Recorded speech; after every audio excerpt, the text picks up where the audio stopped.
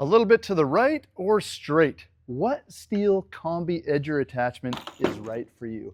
Hey guys, Josh with Carl's Mower and Saw, and today we're going to dive a little deeper into discovering which one is right for you. Now I know it starts off with one of these fat $100 bills price difference. You're running roughly $100 or $200 for either one. What's different? Why would I want to save 100 or why would I want to spend 100? Let's start off by looking at what is driving the gearbox, what is driving the edger. On the curve shaft one, we are powered by a flexible cable. Woo, woo, woo, woo. Check that out. There's something good about that curve shaft. It allows, because of the flexible cable, so say here over here's my flower bed, it's pulling me out of the flower bed. That said, it has this tendency to want to lean to the left. That's where that weight is. So it's a little harder, in my opinion, experience to keep that blade perfectly up and down vertical. But when we go to the straight shaft machine, we are driven by or powered by a solid steel drive shaft.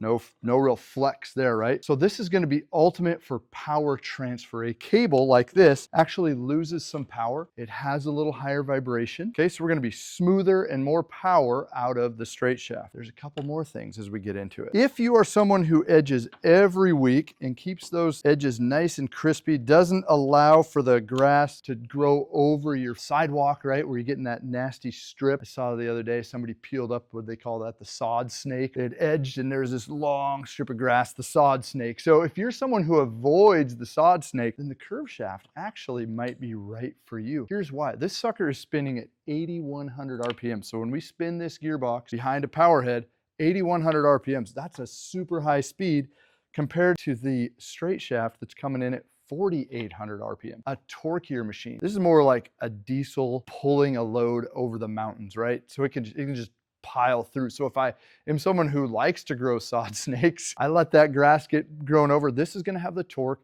to cut along that hard to cut edge. Or if you want to cut through the middle of your lawn for whatever reason, this happens, right? People use a sod cutter, they cut strips and then they want to just cut some squares. Great tool. So if you're looking for torque and performance, you're looking at the straight shaft.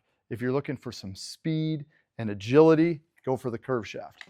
There is something that I'm not a big fan of when it comes to cable. It seems that when I go to attach these together, sometimes that cable doesn't stay true to the center of this shaft. Sometimes has this tendency to sag a little bit. If you're not intentional about your attachment, your coupling, what can happen is I drop it together and I could end up damaging that connection point. So I always allow gravity to be my friend, put the power head on the ground, drop the attachment in. Now what we're going to do is we're going to see if we can hear the difference in speed. We got it turned on high. We have our KMA 80 with an AK 30.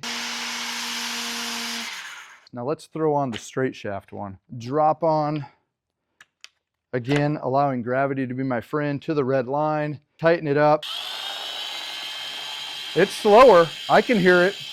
Notice I'm going to be tighter with my foot to that flower bed if I'm using it on a flower bed. So that's something people do tend to like about the curve shaft, but it also is balancing. I'm not fighting it wanting to go left or right. It is more true to its position, keeping that truly vertical. There we go, the STIHL Kombi straight shaft attachment or the STIHL Kombi curve shaft attachment. Stop by Carl's Mower and Saw or your local STIHL dealer, put them in your hand, see which one is right for you. We look forward to helping you soon at Carl's Mower and Saw.